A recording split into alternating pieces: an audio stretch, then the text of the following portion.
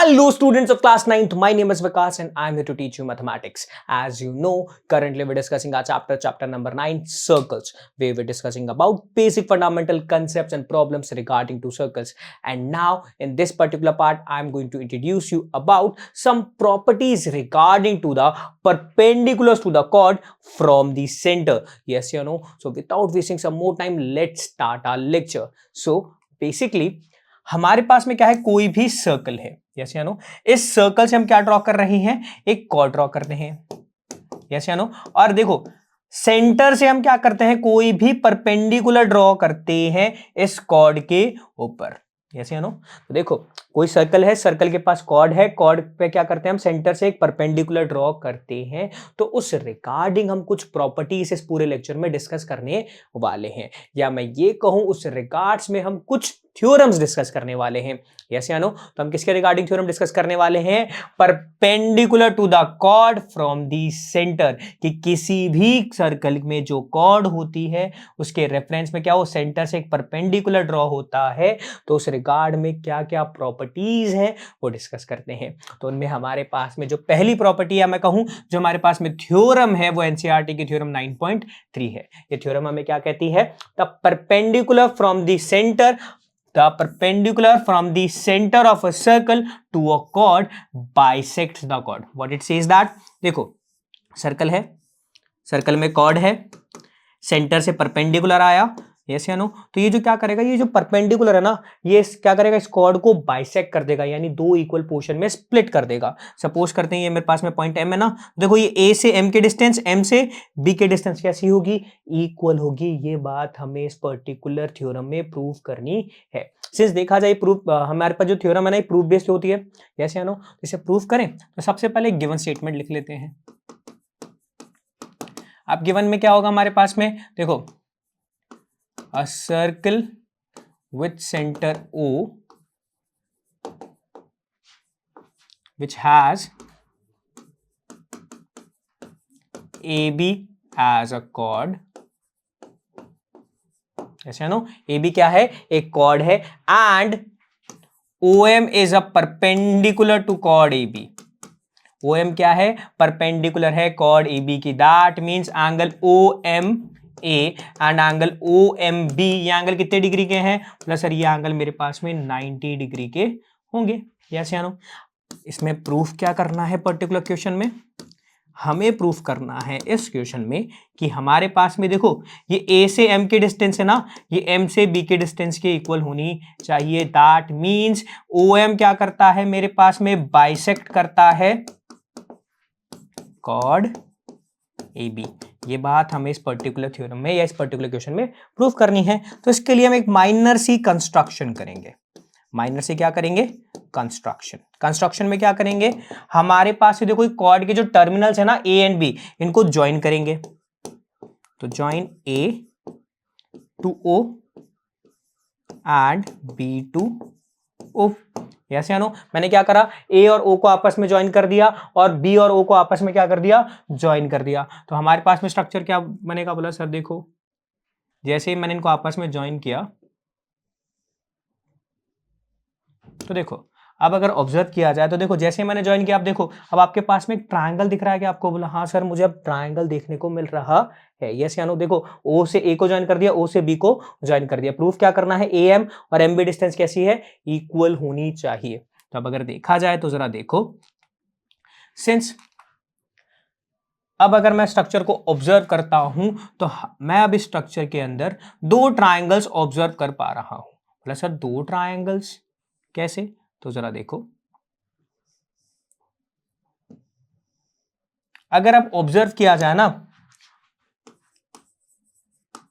Solution के अंदर, मुझे एक ट्रायंगल दिख रहा है। कौन सा ट्रायंगल दिख रहा है, बोला सर ट्रायंगल OMA। कौन सा ट्रायंगल, OMA। और दूसरा ट्रायंगल दिख रहा है OMB। और अगर मैं इन दोनों ट्रायंगल्स को आपस में कॉन्ग्रुएंट प्रूफ कर दूं तो, बोला sir in triangle OMA and triangle OMB अगर आप इन दोनों ट्रायंगल को क्या कर दोगे, कॉन्ग्रुएंट प्रूफ कर दोगे, तो इनके रेफरेंस में बनने वाले कॉरस्पॉन्डिंग पार्ट भी इक्वल होंगे।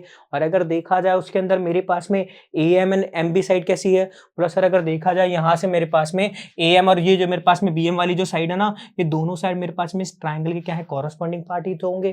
तो अगर मैंने इन दोनों ट्राइंगल को किसी भी रेस्पेक्ट में कॉन्ग्रुएंट प्रूफ कर दिया तो मेरे पास में दोनों साइड कैसी हो जाएंगी, बोला सर कॉरस्पॉन्डिंग साइड्स हो जाएंगी। और हमें पता है कि किन्हीं भी ट्राइंगल के अंदर, किन्हीं भी कॉन्ग्रुएंट ट्राइंगल्स के अंदर कॉरस्पॉन्डिंग पार्ट्स इक्वल होते हैं, चाहे वो कॉरस्पॉन्डिंग साइड्स हो, चाहे वो कॉरस्पॉन्डिंग एंगल्स हो, तो वो दोनों पोर्शन क्या होते हैं, इक्वल होते हैं ना। तो जरा देखो, अब मैं ट्राइंगल OMA एंड OMB को क्या करता हूं, कॉन्ग्रुएंट प्रूफ करने का ट्राई करता हूं। अब अगर ऑब्जर्व किया जाए OA, कौन सी side, OA and OB, plus sir OA and OB, तो देखा जाए ये सेंटर से इसके सर्कल की बाउंड्री पे क्या करता है, पॉइंट जो अलाइन करते हैं, यानी जो लाइन ये मेरे पास में ज्वाइन होती है, यानी O से A की डिस्टेंस और O से B की डिस्टेंस को अगर मैं ऑब्जर्व करूं तो देखो सर ये सेंटर पॉइंट से इसकी बाउंड्री तक की डिस्टेंस है ना, यस या नो। तो यानी देखा जाए OA क्या होगी, रेडियस, सिमिलरली OB भी क्या होगी, रेडियस होगी। That means OA and OB दोनों क्या है, रेडियस हैं। और हमें पता है कि जो रेडियस ऑफ सर्कल होती है वो कैसी होती है, कांस्टेंट होती है। That means OA and OB distance कैसी है, इक्वल होगी। क्लियर है। सिमिलरली अगर देखा जाए एंगल OMA, कौन सा angle, OMA and angle OMB, ये दोनों कितने डिग्री के होंगे, 90 डिग्री के होंगे। क्या बोला, हाँ सर ये 90 डिग्री के हैं। क्यों, क्योंकि ये बात हमें क्वेश्चन में गिवन है कि OM है ना वो परपेंडिकुलर है किसके, बोला सर OM परपेंडिकुलर है AB के। यस या नो, ये स्टेटमेंट हमें गिवन है। That's why angle OMA and OMB की जो वैल्यू होगी वो कैसी होगी, 90 डिग्री ईच होगी। क्लियर है। अब अगर ऑब्जर्व किया जाए, तो इन दोनों ट्राइंगल में जो OM साइड है, क्या, इन दोनों ट्राइंगल में जो मेरे पास में OM साइड है, देखो इन दोनों ट्राइंगल में जो OM साइड है ना, ये कैसी है, बोला सर OM साइड तो मेरे पास में कॉमन साइड है। देखो ये ट्राइंगल मेरे पास में OMA और ट्राइंगल OMB दोनों में लाई करती है। दैट मींस OM साइड और OM साइड कैसी है, बोला सर ये तो मेरे पास में कॉमन साइड हुई। यस या नो। अब अगर मैं दोनों ट्राइंगल को ऑब्जर्व करता हूं, triangle OMA and triangle OMB को, देखो जब इन दोनों ट्राइंगल को ऑब्जर्व किया तो मैंने क्या देखा, सर राइट एंगल के रिगार्डिंग जो हाइपोटेन्यूस है एक ट्राइंगल में, तो ट्राइंगल OMA में देखो राइट एंगल उसके रिगार्डिंग हाइपोटेन्यूस, फिर कोई भी थर्ड साइड। जैसे नो, सिमिलरली ट्राइंगल OMB में राइट एंगल उसके रिगार्डिंग हाइपोटेन्यूस, फिर कोई भी थर्ड साइड। देखो मेरे पास देखो एंगल 90 डिग्री के सामने वाली साइड हाइपोटेन्यूस होती है ना, बोला हाँ सर OA हाइपोटेन्यूस होगी इसके लिए। सिमिलरली ट्राइंगल OMB में देखो 90 डिग्री सामने वाली हाइपोटेन्यूस होती है, तो यानी OB भी हाइपोटेन्यूस होगी। यानी देखा जाए मेरे पास में ON OB मेरे पास में हाइपोटेन्यूस की तरह एक्ट हो रहे हैं इस पर्टिकुलर ट्राइंगल में। जैसे 90 डिग्री एंगल मिल रहा है, साथ में मुझे एक थर्ड साइड भी मिल रही है। तो अगर देखा जाए, रिकॉल किया जाए हमारे पास में कॉन्ग्रुएंसी को, तो देखो ये दोनों ट्राइंगल्स कैसे हैं, बोला सर ये दोनों ट्राइंगल्स तो कॉन्ग्रुएंट होंगे। क्या होंगे, ये दोनों ट्राइंगल्स कॉन्ग्रुएंट होंगे। क्यों, बोला सर ये हमारे पास में RHS कॉन्ग्रुएंसी रूल को फुलफिल कर रहे हैं। कौन से रूल को फुलफिल कर रहे हैं, RHS कॉन्ग्रुएंसी रूल। यस या नो। दैट्स व्हाई ये दोनों ट्राइंगल्स कैसे हो गए, आपस में कॉन्ग्रुएंट हुए। सिंस ये दोनों ट्राइंगल्स आपस में कॉन्ग्रुएंट हैं, तो इनके रिस्पेक्ट में बनने वाली कॉरस्पॉन्डिंग साइड्स भी कैसी होंगी, इक्वल होंगी। यानी देखा जाए तो यहां से देखो AM साइड और BM साइड कैसी होंगी, इक्वल होंगी। क्यों, बोला सर ये corresponding part of congruent triangles हैं, और हमें पता है कि कॉन्ग्रुएंट ट्राइंगल्स हैं तो उनके रिस्पेक्ट में बनने वाले कॉरस्पॉन्डिंग पार्ट्स कैसे होंगे, इक्वल होंगे। That means AM and BM sides कैसी हैं, इक्वल हैं। क्लियर है, क्या ये बात समझ में आई, ठीक है। यानी कि अगर देखा जाए मेरे पास में, मैंने प्रूव कर दिया कि कोई सर्कल है उसका सेंटर है और ये मेरे पास में कॉर्ड है। तो अगर मैंने क्या करा, सर्कल के सेंटर से कॉर्ड पे एक परपेंडिकुलर, मैंने क्या करा, सर्कल से कॉर्ड पे मैंने परपेंडिकुलर ड्रॉ किया ना, तो ये इसे क्या करता है, बाइसेक्ट करता है। इसे क्या करता है, बाइसेक्ट करता है। दैट मीन्स देखा जाए मैंने अभी प्रूफ किया कि AM एंड BM कैसी है, आपस में डिस्टेंस कैसी है। प्लस सर अभी आपने प्रूफ किया था AM and BM distance equal है, यानी मैंने ये बात प्रूफ भी कर दी कि किसी भी सर्कल में अगर कॉर्ड पे सेंटर से परपेंडिकुलर ड्रॉ होगा तो वो उससे क्या करेगा, उस पर्टिकुलर कॉर्ड को बाइसेक्ट करता है। क्या ये बात समझ में आई, ठीक है। अब अगर देखा जाए, हमें एक प्रॉपर्टी तो क्लियर हुई कि जब भी हमारे पास में क्या हो, कॉर्ड सेंटर, कॉर्ड पे क्या हो, सेंटर से कोई परपेंडिकुलर ड्रॉ होता है, यस या नो, उसे वो क्या करता है, बाइसेक्ट करता है। अब अगर देखा जाए इसी की अगर मैं कन्वर्स थ्योरम की बात करूं, बोले सर इसी के मैं कन्वर्स थ्योरम मतलब, तो वो हमारे पास है नेक्स्ट थ्योरम, थ्योरम 9.4। अब थ्योरम 9.4 हमें क्या कहती है, तो जरा देखो, कोई सर्कल है, सर्कल की कोई कॉर्ड है, ठीक है, उसका सेंटर है। अब सेंटर से कोई एक ऐसी लाइन ड्रॉ हो, या मैं बोलूं सेंटर से मेरे पास में क्या हो, किसी कॉर्ड का बाइसेक्टर ड्रॉ हो, सेंटर से किसी कॉर्ड का क्या हो, बाइसेक्टर ड्रॉ हो। तो देखो ए से एम के डिस्टेंस, एम से बी के डिस्टेंस, क्या प्लस सर ए से एम के डिस्टेंस, एम से बी के डिस्टेंस ऐसे इक्वल है, यानी देखा जाए मेरे पास में ये जो ओ एम है ना, ये बाइसेक्टर है ए बी का। तो देखो किसी भी सर्कल में कॉर्ड पे क्या हो, एक बाइसेक्टर ड्रॉ हो सेंटर से, तो वो उसे क्या करेगा, बोला सर वो उसे परपेंडिकुलरली बाइसेक्ट करेगा। दैट मीन्स ये जो एंगल बनेगा ना O M A and O M B, कितने डिग्री का होगा, 90 डिग्री का। That means O M perpendicular होगी ए बी के। ये बात हमें पर्टिकुलर थ्योरम कहती है, क्या कि line drawn through the centre of a circle to bisect a chord, क्या कोई भी लाइन ड्रॉ की जाती है सेंटर से किसी कॉर्ड पे कुछ इस तरह से कि वो उस कॉर्ड को क्या कर दे, बाइसेक्ट कर दे, तो उस सिनेरियो में जो वो लाइन होगी ना, वो परपेंडिकुलर होगी कॉर्ड के, is perpendicular to the chord, yes या नो। अब अगर देखा जाए स्टेटमेंट को प्रूफ करें, तो देखो सिंस ये थ्योरम है, तो थ्योरम कैसी होती है, बोला सर ये प्रूफ बेस्ड स्टेटमेंट होता है।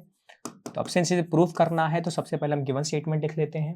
गिवन क्या है हमारे पास में, ए बी मेरे पास में एक कॉर्ड है, ए बी क्या है मेरे पास में, एक कॉर्ड है of a circle with centre O, ठीक है, एंड मेरे पास में क्या है, ओ एम मेरे पास में बाइसेक्टर है, क्या है, ओ एम मेरे पास में बाइसेक्टर है ऑफ कॉर्ड ए बी,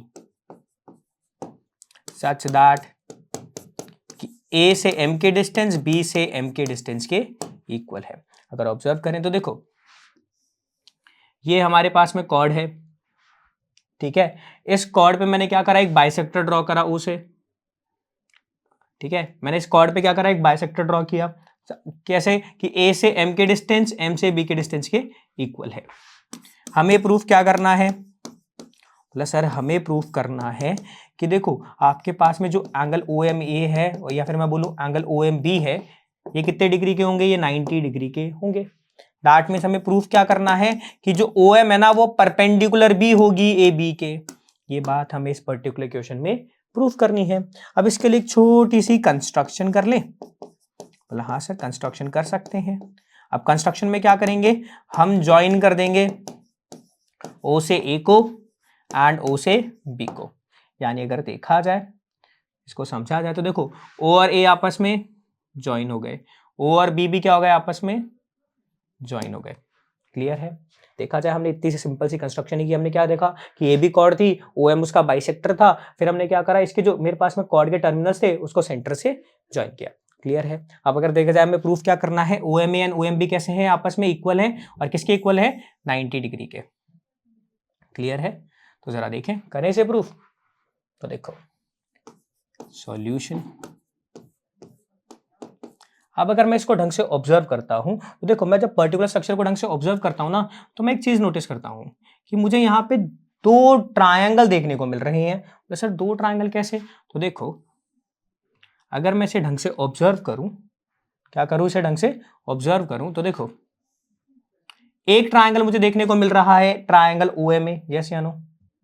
एक ट्रायंगल कौन सा देखने को मिल रहा है, बोला सर एक ट्रायंगल जो मुझे देखने को मिल रहा है वो मेरे पास में ट्रायंगल है, ठीक है। अब अगर ऑब्जर्व किया जाए ना, तो देखो एक ट्रायंगल मुझे दिख रहा है ओ एम ए और एक ट्रायंगल दिख रहा है मुझे ओ एम बी। अब अगर मैं इन दोनों ट्रायंगल्स को क्या कर दूं, बोला सर अगर मैं इन दोनों ट्रायंगल्स को आपस में कॉन्ग्रुएंट प्रूफ कर दूं ना, तो मैं क्या कर सकता हूं, by the help of corresponding side, मैं इनके कुछ ये दोनों एंगल्स है ना मेरे पास में, कौन सा angle O M A and O M B है ना, corresponding part of congruent triangle के रिगार्डिंग, मैंने दोनों एंगल्स को भी क्या कर दूंगा, इक्वल प्रूफ कर दूंगा। तो सर इनको इक्वल प्रूफ करके क्या होगा, तो जरा देखो। तो पहले मैं क्या करता हूं, इन triangle O M A and triangle O M B को आपस में कॉन्ग्रुएंट प्रूफ करने का ट्राई करता हूं। अब अगर देखा जाए मुझे क्या, देखो O A and O B side, कौन सी साइड, सर ओ से ए की साइड, ओ से बी की साइड, देखा जाए तो क्या है बोला सर, सेंटर से मेरे पास में सर्कल के किसी पॉइंट की जो डिस्टेंस होती है वो तो रेडियस होती है। That means O N O B क्या है, दोनों रेडियस हैं, और रेडियस हमें पता है कि किसी भी सर्कल की कांस्टेंट होती है। That means O N O B कैसी है, इक्वल है। क्लियर है क्या? अब अगर देखा जाए ट्रायंगल ओ एम ए में भी ओ एम साइड और ट्रायंगल ओ एम बी में भी ओ एम साइड है, यानी ये साइड कैसी है मेरे पास में, कॉमन है। कैसी है? कॉमन है। यस या नो? एंड मुझे क्वेश्चन में गिवन है कि ए से एम के डिस्टेंस बी से एम के डिस्टेंस के इक्वल है, और ये बात, यह मैं कहूँ ये स्टेटमेंट मुझे क्वेश्चन में गिवन है। अब अगर देखा जाए इन दोनों ट्रायंगल को ऑब्जर्व करें तो इन दोनों ट्रायंगल में मुझे क्या देखने को मिला, बोला सर इन दोनों ट्रायंगल्स के अंदर मुझे तीनों कॉरस्पॉन्डिंग साइड्स कैसी मिल गई, इक्वल मिल गई। यानी अगर देखा जाए तीन कॉरस्पॉन्डिंग पार्ट्स मुझे इक्वल मिले, तो मैं क्या कह सकता हूं कि ये दोनों ट्रायंगल्स क्या है मेरे पास में, कॉन्ग्रुएंट हैं एक दूसरे के रिस्पेक्ट में। क्यों है? बोला सर ये मेरे पास में S S S congruency rule के क्राइटेरिया को फुलफिल कर रहे हैं। यस या नो? यानी O M A and O M B कैसे हुए? बोला सर ये दोनों के दोनों इक्वल हैं। O M A is equals to O M B. Yes या नो? यानी मैं बोलूं O M A triangle and O M B triangle कैसे हैं, इक्वल हुए। तो इनके रिस्पेक्ट में बनने वाले एंगल कौन से एंगल? बोला sir angle O M A and O angle O M B, ये दोनों इक्वल होंगे। क्यों? क्योंकि हमें पता है किन्हीं भी कॉन्ग्रुएंट ट्रायंगल्स में जितनी भी कॉरस्पॉन्डिंग पार्ट्स होते हैं वो इक्वल होते हैं, चाहे वो साइड्स हो चाहे वो एंगल्स हो। That means O M A and O M B क्या है? बोला सर कॉरस्पॉन्डिंग पार्ट ही तो इन कॉन्ग्रुएंट ट्रायंगल्स के। दैट्स व्हाई इन्हें मैं इक्वल लिख सकता हूं। ऐसे no? O M A and O M B कैसे हुए मेरे पास में? बोला सर ये दोनों एंगल्स मेरे पास में इक्वल हुए। अब अगर देखा जाए तो जरा समझो, सर्कल था, सर्कल पे कॉर्ड थी, सेंटर था, एंड ये मैंने क्या करा, बाइसेक्टर ड्रॉ किया। अब अगर मैं ऑब्जर्व करूं तो देखो, सिंस ए एम बी मेरे पास में क्या है, एक स्ट्रेट लाइन है। यस या नो? और मेरे पास में क्या है, बोला सर एमओ रे की तरह एक्ट कर रहा है ऑन इट। यस या नो? अब अगर देखा जाए एक स्ट्रेट लाइन पे ये इस रे की वजह से क्या हुआ सर, ये पूरा एंगल दो पोर्शन में स्प्लिट हुआ। कौन से पोर्शन में? बोला सर एक एंगल है ओ एम ए और एक एंगल है ओ एम बी। हाँ कि ना? तो देखो एक स्ट्रेट लाइन पे जब भी किसी रे या किसी भी लाइन सेगमेंट की वजह से क्या हो, ये दो पोर्शन में स्प्लिट होता है। क्या होता है? दो पोर्शन में स्प्लिट होता है। तो अगर देखा जाए जैसे दो पोर्शन में स्प्लिट होगा तो स्ट्रेट लाइन पे बनने वाले दो एडजेसेंट एंगल्स यानी दो नेबरिंग एंगल्स कैसे होते हैं? बोला सर ये लीनियर पेयर होते हैं, और हमें पता है कि लीनियर पेयर होते हैं ना, जो भी दो लीनियर एंगल्स होते हैं लीनियर पेयर वाले, उनका सम होता है 180 डिग्री। यस या नो? क्यों? क्योंकि ये कैसे है, लीनियर पेयर है। अब अगर देखा जाए O M A and O M B का सम कितना है, 180 डिग्री का, और हमने अभी प्रूफ किया था, हमने अभी क्या प्रूफ किया था कि हमारे पास में angle O M A and O M B कैसे हैं, इक्वल हैं। दैट्स व्हाई मैं क्या लिख सकता हूं, angle O M A plus angle कौन सा, plus sir O M A plus O M A हम लिख सकते हैं। प्लस सर इस इक्वेशन को आपने ऐसे कैसे लिखा? मैंने क्या करा, ओ एम बी को रिप्लेस में मैंने एंगल ओ एम ए लिखा। क्यों लिखा? Because angle O M A and O M B कैसे हैं, इक्वल हैं। और अगर मैं इसे इक्वेशन 1 कहूं तो जरा देखो मैं क्या कह सकता हूं कि angle O M A plus angle O M A की वैल्यू कैसी होगी, इक्वल होगी। क्यों इक्वल है? इक्वेशन 1 के रेस्पेक्ट में। तो देखो O M A plus O M A कितना होगा? बोला sir O M A plus O M A मेरे पास में हो जाएगा twice of angle O M A is equals to 180 degree. मैंने इस पर्टिकुलर स्टेटमेंट में क्या किया, ओ एम बी की जगह मैंने रिप्लेस करके लिखा एंगल ओ एम ए। क्यों? क्योंकि ये दोनों एंगल्स आपस में इक्वल थे। सिंस देखा जाए O M A plus O M B का sum O M A plus O M A के इक्वल ही होगा ना। देखो twice of O M A की वैल्यू कितनी हुई, 180 डिग्री, यानी एंगल ओ एम ए की वैल्यू कितनी हो जाएगी? बोला सर 180 डिग्री का हाफ, जो कि कितना होगा, 90 degree. That means angle O M A मेरे पास में एंगल ओ एम बी के इक्वल है, जिसकी वैल्यू कितनी है, 90 डिग्री। कितनी है? 90 degree. That means O M क्या हुआ मेरे पास में? बोला सर ओ एम मेरे पास में परपेंडिकुलर हो गया ए बी के। यस या नो? अब अगर देखा जाए ओ एम जैसे ही परपेंडिकुलर हुआ तो हमारे पास में क्या चीज प्रूफ हो गई कि हमारे पास में किसी भी सर्कल में कोई कॉर्ड है, कॉर्ड से क्या ड्रॉ हो, बाइसेक्टर ड्रॉ हो। क्या ड्रॉ हो? बाइसेक्टर ड्रॉ हो। तो देखो क्या होगा, बोला सर कॉर्ड से अगर बाइसेक्टर ड्रॉ होना तो वो परपेंडिकुलर होगा मेरे पास में उस कॉर्ड के। या दूसरा स्टेटमेंट बोले कोई भी कॉर्ड है उसे परपेंडिकुलर ड्रॉ हो तो वो उसे क्या करेगा, बाइसेक्ट करता है। क्लियर है क्या? क्या ये बात समझ में आई? ठीक है। यानी कि अगर देखा जाए इस पूरे लेक्चर के अंदर हमने क्या देखा? हमने देखा कि किसी भी कॉर्ड पे अगर परपेंडिकुलर ड्रॉ होता है सेंटर से, या मैं बोलूं किसी भी कॉर्ड के ऊपर एक बाइसेक्टर ड्रॉ होता है सेंटर से, तो उसके रेफरेंस में हमने कुछ थ्योरम्स को एनालाइज किया और उनको अच्छी तरह समझा।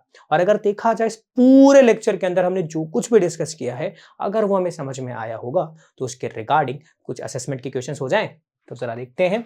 अब पहला असेसमेंट का क्वेश्चन क्या है, तो देखो, if the radius of a circle is 5 centimetre and OB मेरे पास में कितना है 3 सेंटीमीटर है, तो मुझे बताओ एसी की वैल्यू कितनी होगी। अब अगर ऑब्जर्व किया जाए तो देखो मुझे क्या गिवन है, रेडियस कितना है 5 सेंटीमीटर, तो देखो ओ मेरे पास में सेंटर है और ए मेरे पास में इसके क्या है, बोला सर इसके सर्कल पे जो बाउंड्री ना उसके उस पे एक पॉइंट है, तो देखें ओ से ए की जो डिस्टेंस होगी वो कितनी होगी, बोला सर 5 सेंटीमीटर। क्यों? क्योंकि ओ एक रेडियस है। सिमिलरली ओ सी भी क्या होगा, एक रेडियस होगा। यस या नो? यानी ओ सी भी मेरे पास में क्या होगा, बोला सर ओ सी भी आपके पास में 5 सेंटीमीटर होगा। क्लियर है क्या? अब हमें क्या गिवन है, हमें OB की वैल्यू गिवन है। हमें किसकी वैल्यू गिवन है, OB की वैल्यू गिवन है। कितनी है, बोला सर 3 सेंटीमीटर। अब हमें क्या फाइंड करना है, हमें AC की वैल्यू इवैल्यूएट करनी है। सिंस देखा जाए कॉर्ड है, कॉर्ड पे मेरे पास में क्या ड्रॉ हो रही है, बोला सर जैसे ही कॉर्ड पे ये ड्रॉ होती है ना परपेंडिकुलर, ये इक्वली क्या करता है, इसे बाइसेक्ट करता है। दैट मींस AC की जो डिस्टेंस है वो मेरे पास में किसके इक्वल होगी, बोला sir twice of AB, twice of BC के इक्वल होगा। यानी मैं ये कहूं कि जो AB और जो BC साइड से वो आपस में इक्वल हैं, जो किसके इक्वल होंगी, हाफ ऑफ AC के इक्वल होंगी। क्यों? क्योंकि मेरे पास में किसी भी कॉर्ड पे सेंटर से एक परपेंडिकुलर ड्रॉ होता है तो वो उस कॉर्ड को बाइसेक्ट करता है। यस या नो? दैट मींस AC को अगर मैं दो इक्वल पोर्शन में स्प्लिट करूं तो एक है AB, एक है BC, और ये दोनों कैसे होंगे, इक्वल होंगे। अब अगर ऑब्जर्व किया जाए तो देखो मेरे पास में OBA, यस या नो, OBA, यहाँ पे 90 डिग्री है, ये 3 सेंटीमीटर है, ये 5 सेंटीमीटर है। क्या मैं AB की डिस्टेंस कैलकुलेट कर सकता हूँ? बोला हाँ सर, कैसे? बोला सर अगर देखा जाए यहाँ पे OA की जो डिस्टेंस का होल स्क्वायर है वो OB के डिस्टेंस प्लस AB के डिस्टेंस के होल स्क्वायर के सम के इक्वल होगा। कैसे? बोला सर हमें एक थ्योरम पता है। क्या? देखो किसी भी ट्राइंगल में, कौन से ट्राइंगल में, एंगल B 90 डिग्री का है ना, तो हमें पता है किसी भी राइट एंगल ट्राइंगल में जो हाइपोटेन्यूज होती है वो परपेंडिकुलर के स्क्वायर और बेस के स्क्वायर के सम के इक्वल होती है। सिंस देखा जाए मुझे OA की डिस्टेंस पता है, OA मेरे पास में देखो राइट एंगल के जस्ट क्या है, सामने है ना, तो एक हाइपोटेन्यूज की तरह एक्ट कर रहा है। देखो 5 का स्क्वायर जो होगा वो OB की डिस्टेंस, यानी देखा जाए परपेंडिकुलर की डिस्टेंस यानी 3 के स्क्वायर प्लस AB के डिस्टेंस के स्क्वायर के क्या होगा, सम के इक्वल होगा। सिंस OB का अगर देखा जाए मेरे पास में 5 का स्क्वायर कितना होगा, बोला सर 25, 3 का स्क्वायर होगा 9 प्लस AB का स्क्वायर। यस या नो? अब यहां से अगर कैलकुलेट करें AB के स्क्वायर की वैल्यू तो क्या होगी, बोला सर 25 में से 9 सब्ट्रैक्ट कर दो तो आपके पास में AB के स्क्वायर की वैल्यू आ जाएगी जो कि होगी 16। यस या नो? अब अगर देखा जाए AB के स्क्वायर की वैल्यू 16 है तो बता सकते हो AB की वैल्यू कितनी होगी। बोला सर AB की वैल्यू जो मेरे पास में होगी ना वो क्या होगी, बोला सर 16 का रूट होगी। अब 16 के मतलब रूट 16 की वैल्यू कितनी होती है, बोला सर रूट 16 की वैल्यू आपके पास में होगी 4। कितनी होगी, 4 होगी। सिंस AB डिस्टेंस था ना मेरे पास में तो हम पॉजिटिव कंसीडर करेंगे, यानी AB की डिस्टेंस कितनी होगी, 4 सेंटीमीटर। क्लियर है क्या? अब अगर देखा जाए हमारे पास में हमने इवैल्यूएट कर लिया कि AB कितना है, 4 सेंटीमीटर है ना, कितना है 4 सेंटीमीटर है, तो बता सकते हो AC कितना है, तो हमें पता है AC मेरे पास में ट्वाइस ऑफ AB है। AC क्या है, ट्वाइस ऑफ AB है। सिंस AB मेरे पास में 4 था तो AB का डबल यानी AB का ट्वाइस कितना होगा, बोला सर 8, तो AC की डिस्टेंस कितनी हो जाएगी, 8 सेंटीमीटर। क्लियर है क्या? क्या ये बात समझ में आई? ठीक है। अब अगर देखा जाए हमने फर्स्ट क्वेश्चन अटेम्प्ट कर लिया ना असेसमेंट का, सेकंड पे चलते हैं। सेकंड क्या है जरा देखो, इफ OT क्या है, मेरे पास में एक परपेंडिकुलर लाइन है। क्या है OT, एक परपेंडिकुलर लाइन है, तो मुझे कैलकुलेट करके बताओ, रेशियो कैलकुलेट करके बताओ PQ और RS का। क्या है, PQ और RS का मुझे क्या कैलकुलेट करना है, रेशियो कैलकुलेट करना है। अब अगर ऑब्जर्व करें तो देखो ये सर्कल रहा, सर्कल में मेरे पास में सेंटर है। अब अगर देखा जाए मुझे एक और सर्कल दिख रहा है और यहाँ पे यही O सेंटर है, यानी ये दोनों सर्कल कैसे हैं, कोसेंट्रिक सर्कल्स हैं। यस या नो? अब अगर देखा जाए मेरे पास में क्या है, OT मेरे पास में परपेंडिकुलर है पूरी L लाइन का, तो दैट मींस OT मेरे पास में देखो OT क्या है मेरे पास में परपेंडिकुलर है ना किसका? बोला सर OT मेरे पास में पूरी की पूरी जो L लाइन है, पूरी की पूरी जो L लाइन है उसके लिए परपेंडिकुलर है, तो OT मेरे पास में PS लाइन के भी तो क्या होगा? परपेंडिकुलर होगा। बोला हाँ सर, OT परपेंडिकुलर होगा PS लाइन के। सिमिलरली जो OT मेरे पास में पॉइंट है ना, ये मेरे पास में बताओ क्या ये मेरे पास में QR लाइन के भी तो परपेंडिकुलर होगा? बोला हाँ सर, क्योंकि ये इसी लाइन पे लाई करते हैं, यानी OT मेरे पास में परपेंडिकुलर होगा QR लाइन के भी। यस या नो? अब अगर मैं ऑब्जर्व करूं, अगर मैं ऑब्जर्व करता हूं, मैं बड़े वाले सर्कल को ऑब्जर्व करता हूं ना, किसके? बड़े वाले सर्कल को अगर ऑब्जर्व करता हूं तो एक चीज नोटिस करो, क्या? बोला सर अगर देखा जाए ना यहाँ पे बड़े वाले सर्कल में, ये जो मेरे पास में PS है, क्या है? PS क्या है? कॉर्ड है। यस या नो? और सिमिलरली अगर मैं स्मॉलर सर्कल को कंसीडर करता हूं, क्या करता हूं? स्मॉलर सर्कल को कंसीडर करता हूं, तो QR भी क्या है मेरे पास में? एक कॉर्ड है। अब अगर देखा जाए मैं बड़े सर्कल को अगर मैं C1 सर्कल बोलूं और छोटे सर्कल को अगर मैं C2 सर्कल बोलूं, तो देखो PS कॉर्ड किसका है? C1 का, और QR कॉर्ड किसका है? C2 का।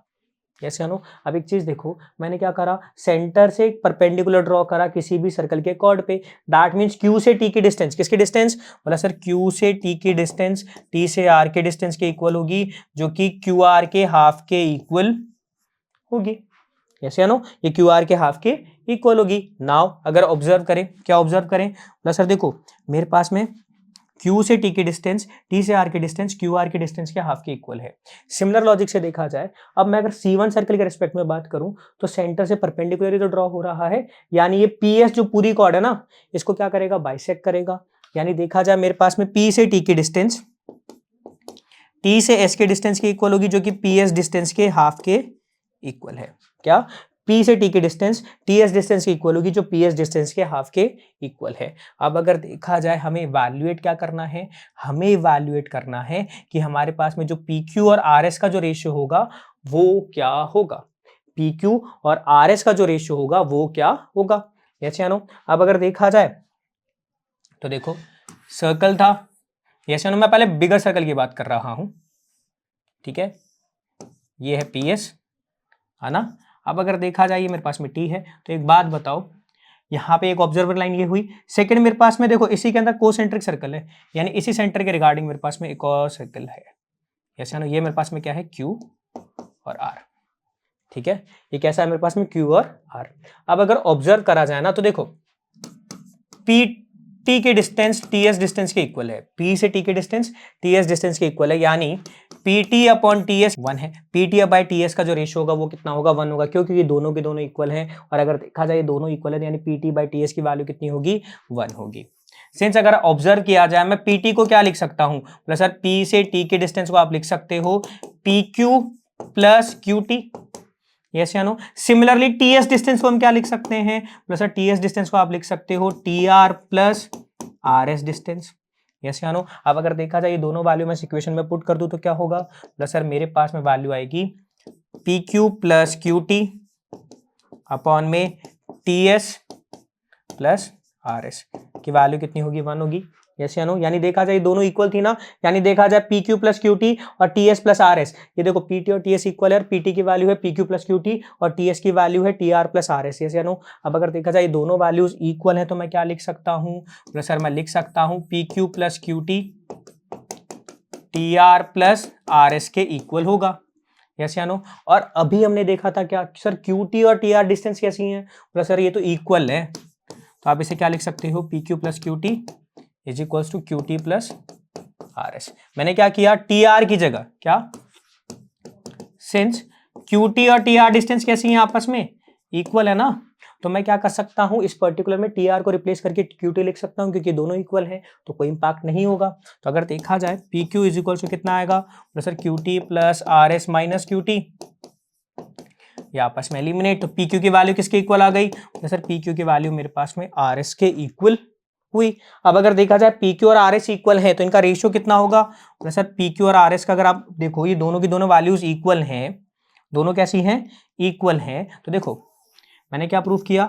PQ और RS कैसी हैं? इक्वल हैं, तो इनके रेस्पेक्ट में अगर मैं रेशियो कैलकुलेट करूं, तो देखो PQ अपॉन RS है, दोनों इक्वल है, तो मैं इसे क्या लिख सकता हूं? बोला सर इसे आप लिख सकते हो PQ अपॉन PQ।